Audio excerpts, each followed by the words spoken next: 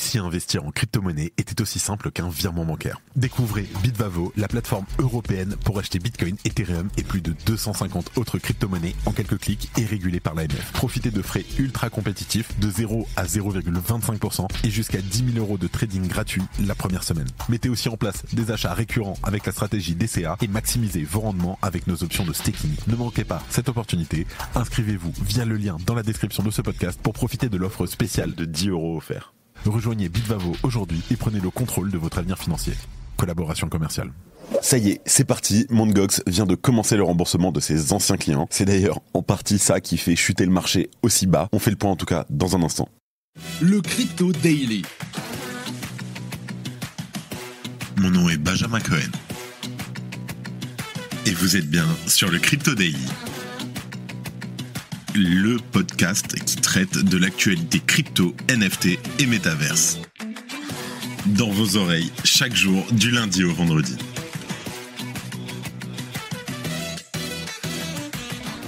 Salut, c'est Benjamin du Crypto Daily et j'espère que vous allez bien. Et c'est donc notre actualité principale aujourd'hui. Ensuite, et à quelques jours du deuxième tour des législatives, on reviendra sur les propositions des différents partis concernant le secteur des cryptos. Puis, on parlera des nouveaux transferts de Bitcoin du gouvernement allemand. Mais avant tout ça, et comme d'habitude, le coin du marché. Here comes the money. Here we go. Alors, c'est toujours l'hécatombe sur le marché des cryptos. On a un Bitcoin qui chute de 6,4% en l'espace de 24 heures pour un prix de 54 240 $. Ethereum baisse lui de 9,5% pour un prix de 2860 $. Le BNB, attention, il perd 12%. Le Sol chute de 7%. Le XRP et le TON baissent respectivement de 11,9% et de 9%. Enfin, le Doge dégringole de 14,5% et l'ADA de 17,2%.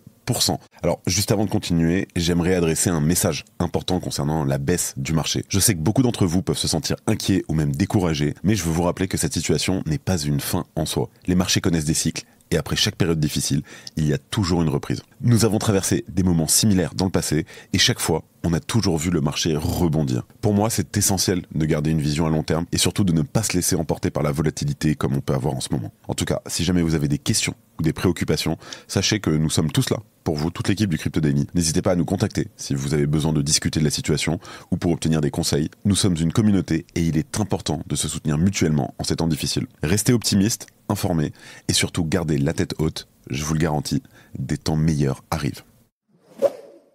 Allez, après ce petit message, on passe aux news et on va essayer d'expliquer pourquoi est-ce que la crypto et Bitcoin chutent aussi fort. On en a beaucoup parlé, mais ça y est, Mt. Gox commence le remboursement de ses clients. La société d'échange de crypto-monnaie Mt. Gox a transféré plus de 47 000 bitcoins vers un autre portefeuille jeudi en fin de soirée, selon Arkham Intelligence. Pour rappel, fondée en 2010, Mt. Gox est devenue la plus grande bourse de bitcoin au monde jusqu'à ce que la plateforme subisse une faille de sécurité en 2014, entraînant la perte d'au moins 850 000 bitcoins. Cette opération intervient avant le remboursement imminent de 9 milliards de dollars en bitcoin à ses créanciers. Plus précisément, l'un des 3 portefeuilles de Mt. Gox, qui détenait une part importante des fonds, a envoyé environ 47 228 bitcoins, soit l'équivalent de 2,7 milliards de dollars, à une adresse de portefeuille se terminant par 6 ONK. Tôt hier matin, un certain nombre de portefeuilles de Mt. Gox avaient d'ailleurs été impliqués dans 2 petites transactions en l'espace de quelques heures, la plus importante valant 24 $ en bitcoin.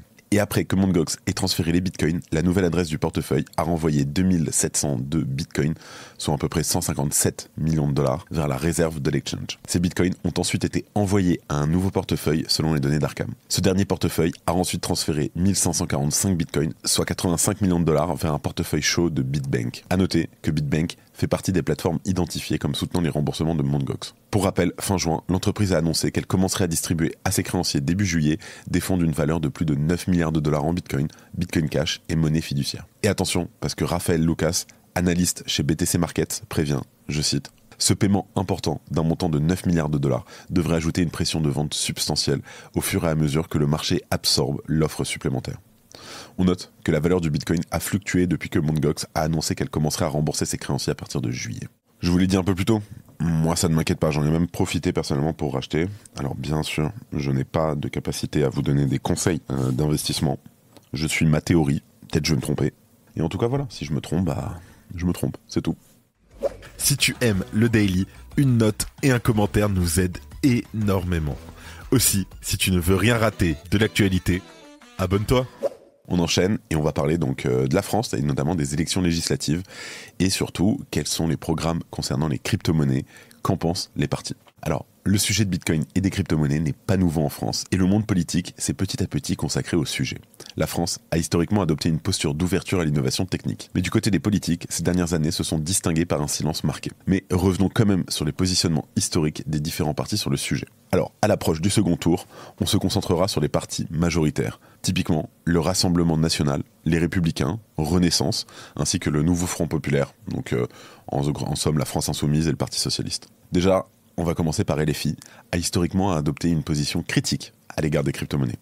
Le parti les considère principalement comme un instrument de spéculation financière. LFI met notamment en avant les risques d'exclusion financière et les inégalités accrues qui seraient, selon le parti, liées aux crypto-monnaies. En 2020, Jean-Luc Mélenchon considérait d'ailleurs les crypto-monnaies comme particulièrement dangereuses. La France Insoumise proposait notamment une interdiction de la spéculation sur les cryptos et une régulation stricte pour empêcher leurs utilisations à des fins criminelles. Du côté de l'euro numérique, LFI est plus ouvert sur la question, puisque le parti encourage la création d'une monnaie numérique de banque centrale gérée par la Banque de France. Le Parti Socialiste, de son côté, est plus nuancé dans sa vision des cryptos.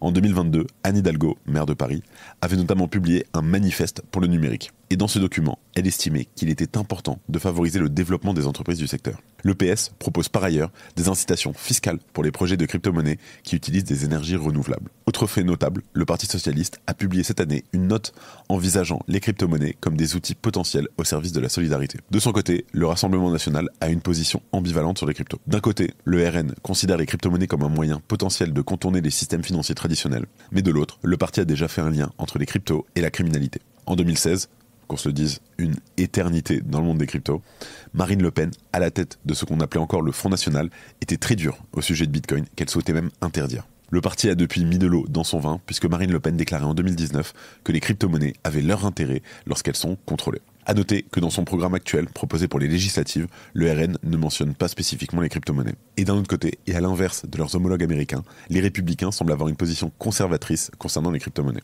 LR, déjà, ils mettent l'accent sur les risques associés à ces actifs numériques, notamment en matière de volatilité et de sécurité. Les républicains appellent à une réglementation stricte avec un leitmotiv, la protection des investisseurs. Pour ces élections législatives, le président des Républicains, Éric Ciotti, n'a semble-t-il pas fait de déclaration concernant les crypto-monnaies. Ensuite, au tour de Renaissance, donc le parti présidentiel, fondé par Emmanuel Macron, qui a une position globalement favorable aux cryptos, mais avec une approche prudente. Renaissance reconnaît le potentiel des crypto-monnaies pour l'innovation et la croissance économique. Mais le parti insiste sur la nécessité d'une réglementation stricte pour prévenir les abus, comme par exemple le blanchiment d'argent et le financement du terrorisme. Il faut aussi noter que si le gouvernement a timidement mentionné les crypto-monnaies par le souhait de créer un métaverse européen en 2022, les choses n'ont pas beaucoup bougé depuis. Cédric O, ancien secrétaire d'État chargé du numérique, avait d'ailleurs souvent souligné l'importance de l'établissement d'un cadre réglementaire européen pour les cryptos. Et dans son programme pour les élections législatives, Renaissance est plus modéré en ce qui concerne le Web3. Le parti au pouvoir propose, je cite, de développer les usages de la blockchain et des actifs numériques dans l'économie, tout en renforçant la protection des consommateurs et la lutte contre les activités illicites. En tout cas, si tous les partis, ou presque, ont évoqué les crypto-monnaies, un silence s'est abattu depuis les dernières élections présidentielles de 2022. En France, le Web3 n'est donc, pour l'instant, pas un enjeu particulier de ces élections législatives, et la séparation entre partis de gauche et de droite ne se fait pas nécessairement sur ce ressort. Merci d'écouter le Crypto Daily. Et en dernière news, on va parler des 50 000 bitcoins de l'Allemagne qui bougent encore. Alors, depuis l'annonce de la saisie de 50 000 bitcoins par les autorités allemandes en janvier dernier, ces bitcoins sont très surveillés par la cryptosphère. Et ils viennent encore de bouger en direction de plateformes d'exchange de crypto-monnaies. Hier, un total de 3 000 bitcoins a été transféré en dehors des wallets connus des autorités allemandes. Pour rappel, ces portefeuilles sont connus grâce à la plateforme Arkham Intelligence, spécialisée dans le suivi des transactions sur les blockchains. Sur ce total de 175 millions de dollars en bitcoin, il s'avère que 500 bitcoins ont été transférés vers l'exchange Bitstamp et deux lots de 400 bitcoins ont été envoyés, un sur Coinbase et un sur Kraken. Soit un total d'environ 1300 bitcoins, environ 75 millions de dollars en direction des crypto-bourses. On remarque également que 1700 bitcoins, soit près de 100 millions de dollars, ont été envoyés vers un wallet bitcoin non identifié. Est-ce qu'ils l'ont été en vue d'être revendus ? Alors, Justin Sun, fondateur de Tron, a proposé d'acheter les avoirs en bitcoin du gouvernement allemand d'une valeur de plus de 2,3 milliards de dollars. Cette initiative, elle viserait à réduire l'impact négatif sur le prix du bitcoin en évitant une vente massive sur le marché grâce à une transaction OTC. On note qu'une transaction OTC, ou en français de gré à gré, signifie que deux parties font un échange sur la base d'un accord commun sans passer par un exchange. Pour info, c'est pas la première fois d'ailleurs que Justin Sun, il va essayer de faire des mouvements comme ça, c'est à mon avis, plus pour essayer de récupérer de la popularité qu'autre chose.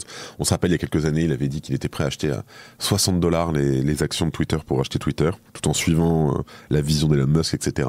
Bon, il l'avait dit, mais il n'y avait pas eu trop de suite. En tout cas, presque dans le même temps, mercredi dernier, l'entreprise Dutch Digital Asset, la DDA, a annoncé le lancement d'un nouveau produit négocié en bourse de Bitcoin. Le DDA Bitcoin Macro ETP, qui vient d'être listé sur Xetra, qui est la plateforme de négociation entièrement numérique de la Dutch Börse, la bourse allemande en fait. Et alors que Bitcoin et les cryptos s'intègrent de plus en plus aux banques et à la finance traditionnelle allemande, le sort de ces 50 000 bitcoins saisis en janvier 2023 inquiète la cryptosphère. Ainsi, même sans que cette masse de bitcoins ne soit réellement vendue, elle crée une peur naturelle qui engendre des ventes par des acteurs aux positions fragiles. Allez, je vous laisse avec Thomas pour les news en bref et je vous retrouve juste après. Merci Benjamin et bonjour à tous. Et on commence par une députée allemande qui propose au pays de créer une réserve de Bitcoin. Johanna Kotar, une députée allemande et activiste du Bitcoin, a exhorté le gouvernement à cesser de vendre ses réserves de Bitcoin. Elle en a aussi profité pour recommander d'adopter le Bitcoin comme une monnaie de réserve stratégique. La difficulté de mining diminue de 10% depuis le halving. 3 mois après le dernier halving, les conséquences se font donc encore ressentir. La récompense ayant été réduite, ça a conduit de nombreux mineurs à éteindre leurs machines, entraînant une baisse de 10% de la difficulté de minage. La Corée du Sud lance son système de surveillance Unchained. Le service de supervision financière de Corée du Sud a annoncé le lancement d'un système de surveillance en temps réel pour détecter les activités suspectes sur le marché crypto en collaboration avec des exchanges locaux. Aptos dévoile un nouveau wallet. Aptos annonce le lancement de Aptos Connect, une application de portefeuille web sans clé utilisant des ZK-Proof pour vérifier les utilisateurs via leur identifiant Google. Et on termine par Coinbase qui réclame l'accès aux emails de Gary Gensler. Coinbase poursuit donc sa bataille juridique contre la SEC en cherchant à accéder aux communications personnelles de Gary Gensler, le président de la SEC. Coinbase affirme que ces communications sont cruciales pour sa défense. Et voilà, c'est la fin de ce résumé de l'actualité du jour et de la semaine. Je vous souhaite de passer un très bon week-end. Allez la France, et on se retrouve lundi. C'était Benjamin pour le Crypto Daily. Merci et à très vite.